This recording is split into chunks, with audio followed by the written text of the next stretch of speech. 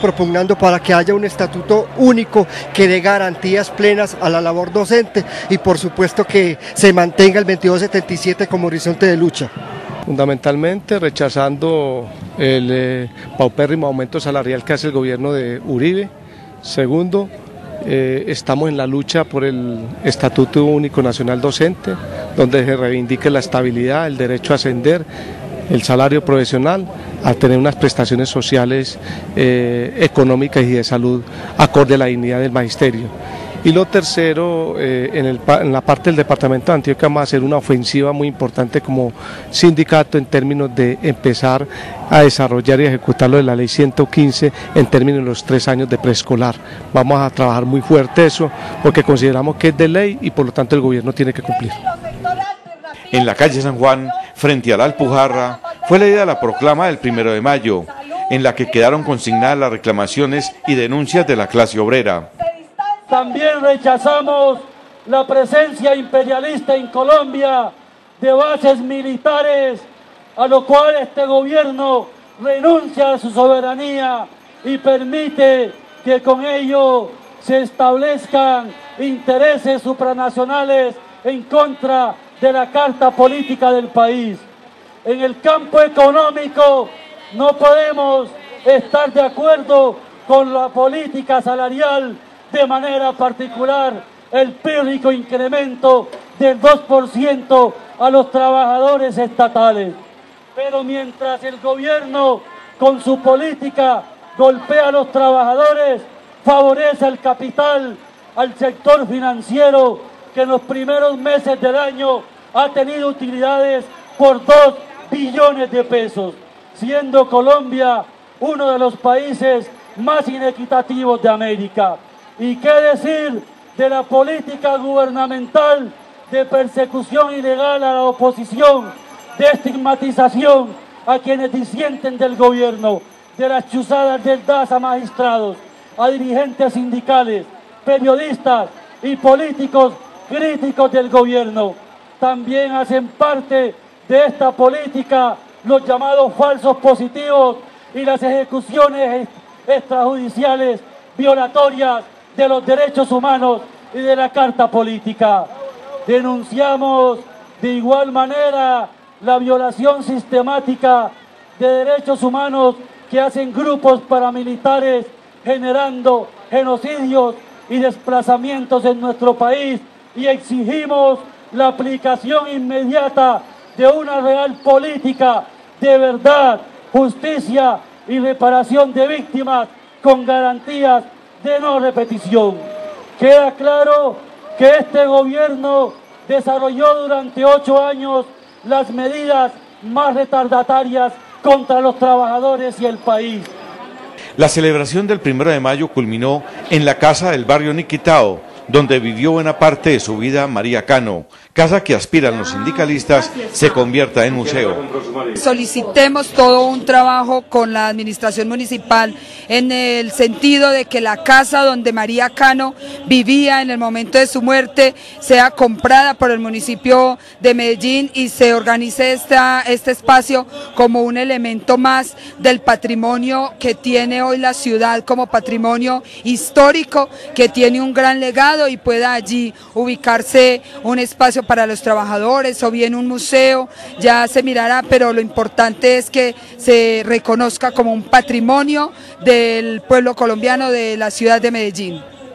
Es una idea muy buena. Yo creo que la casa de María Cano, la Flor del Trabajo, sería excelente como museo para recordar todo lo que esa mujer tan valiosa hizo por toda la clase trabajadora, mujeres y hombres de Colombia. Es un proyecto y hay que trabajarlo, vamos a trabajarlo. El pueblo unido jamás será vencido, el pueblo unido jamás será vencido. Hay que cantar que vamos a triunfar, avanzan ya banderas de unidad y tú vendrás marchando junto a mí y así verás tu canto y tu bandera florecer, la luz de un rojo amanecer anuncian ya la vida que vendrá.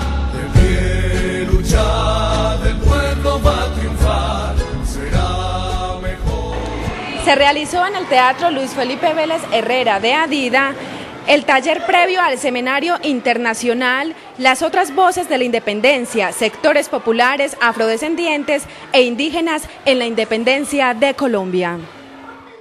Este taller, dirigido a docentes, líderes y lideresas indígenas y afrodescendientes de Medellín, buscaba socializar con los asistentes la producción historiográfica reciente sobre la participación de los sectores indígenas y de los afrodescendientes en la independencia de Colombia. Es decir, reivindicar el papel que jugaron estos héroes anónimos, cuyo protagonismo ha sido desconocido por la historia oficialista que tradicionalmente nos han contado.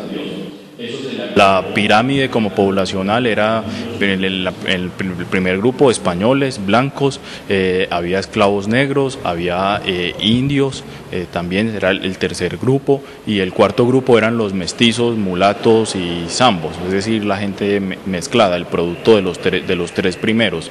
Esos estaban asentados de forma muy distinta. En algunas zonas como Cartagena sobresalía más la población indígena y la población mestiza y mulata. En otras zonas, por ejemplo como Tunja, la mayoría de la población era mestiza. En otras zonas como Popayán o como el Chocó, la mayoría de la población era negra y mulata, en menor medida blanca. Profesor, surge una pregunta, y es que tradicionalmente cuando nosotros estuvimos en la escuela nos enseñaban la historia de una manera.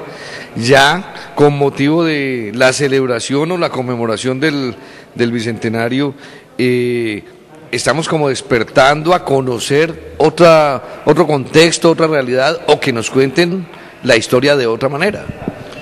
Claro que sí, lo que pasa es que la historia que se ha contado en Colombia es la historia oficial, la historia que se construyó por los prohombres o los próceres de la independencia después de la década de 1820, y es una historia excluyente donde solamente se privilegiaba la visión de los blancos, de los criollos, y se dejaba de lado el papel fundamental que desempeñó la población negra y la población indígena y la población mestiza en este proceso de independencia. En Colombia se ha puesto mucho interés en académicamente reflexionar sobre el proceso de la independencia.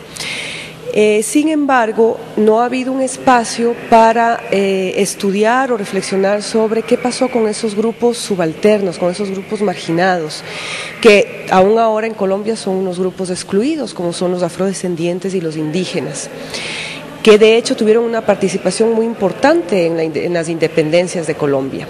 Formaron parte de los ejércitos, inclusive su fuerza política y social obligó a las élites realmente a declarar la independencia en muchas de las regiones de este país. Entonces la Universidad Nacional de Colombia, junto con Carabantú y con el apoyo de la Alcaldía de Medellín y con Adida, el apoyo de Adida, ha tratado de organizar un espacio de discusión y se ha invitado a académicos internacionales y nacionales que han escrito sobre la historia de los afrodescendientes y de los indígenas en este proceso de construcción de la nación. La idea es preguntarnos ¿qué pasó en el momento en que se construye la nación colombiana? ¿Qué pasó en el momento en que se rompen los lazos coloniales? ¿Y cuál es el papel que jugaron esas poblaciones afrodescendientes e indígenas en este